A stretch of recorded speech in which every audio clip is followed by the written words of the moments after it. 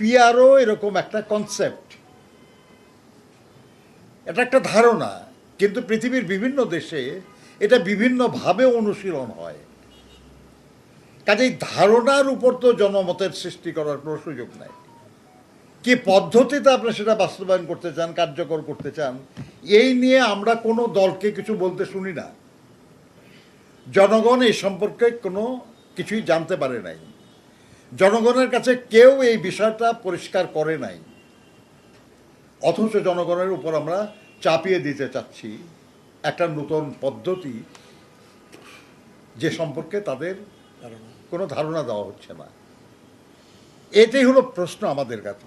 আপনার পিআরের পক্ষে বা বিপক্ষে এটা বলার তো সময়ই আসে না এখনো, কারণ ব্যাপারটা তো আপনি আপনার পরিচ্ছন্নই করতেছেন না যে আপনি কী ধরনের একটা পদ্ধতি চান যে পদ্ধতিতে নির্বাচন অনুষ্ঠিত হবে। আমরা কি কেউ জনগণকে কখনো জিজ্ঞাসা করেছি? এই ঢাকার পাশে যান না আপনি, কেরানীগঞ্জ পার হয়ে ওখানে একজন লোককে বলেন যে আমরা এতদিন আপনি যেভাবে প্রতিনিধি নির্বাচন করছেন আমরা সেইভাবে না, আমরা একটা নতুন পদ্ধতি চাচ্ছি যাতে ভোটের মূল্য থাকবে, যাতে অংশগ্রহণ আনুপাতিক হারে হবে। সেখানে আপনি কোনো ব্যক্তিকে না, আপনি দলকে ভোট দিবেন এবং দল এমপি মনোনীত করবে। সেটা আপনার এখান থেকে হতে পারে, অন্য এলাকা হতে পারে। আপনার এই এলাকায় নির্দিষ্ট কোনো এমপি থাকবে না,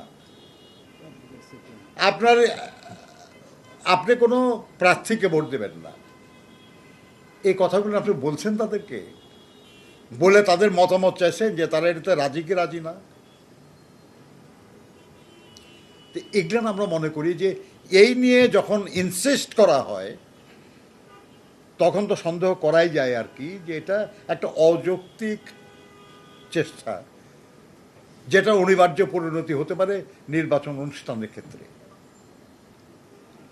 কাজে এই নিয়ে আমরা মনে করি যে যেহেতু এই যে বিষয়টা নিয়ে জুলুম করা হচ্ছে বা জবরদস্তি করা হচ্ছে বা চেষ্টা করা হচ্ছে, যেহেতু এটার ভিত্তিটা দুর্বল, সাধারণ মানুষ এটার প্রাসঙ্গিক না, এর মধ্যে এখন করা হয় নাই, প্রাসঙ্গিক করা হয় নাই, সেহেতু এটা নিয়ে খুব বেশি ঝামেলা হবে বলে আমরা মনে করি না আর কি। একটা সময়ে যা দেখা যাবে এটা বন্ধ হয়ে গেছে আর কি।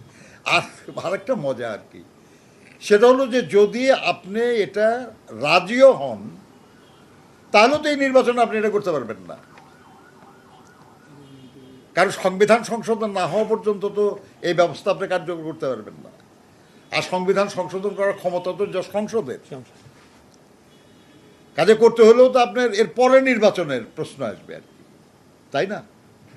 তো সেই জন্য আমরা মনে করি যে সেটা হলো যে থাকতেই পারে আপনি যে কোনো রাজনৈতিক দলের যে কোনো রাজনৈতিক নেতার কোনো চিন্তা ভাবনা থাকতে পারে, হতে পারে সেটা খুবই ভালো, হতে পারে যুগান্তকারী, কোনো সন্দেহ নাই। কিন্তু প্রশ্ন সেটা হলো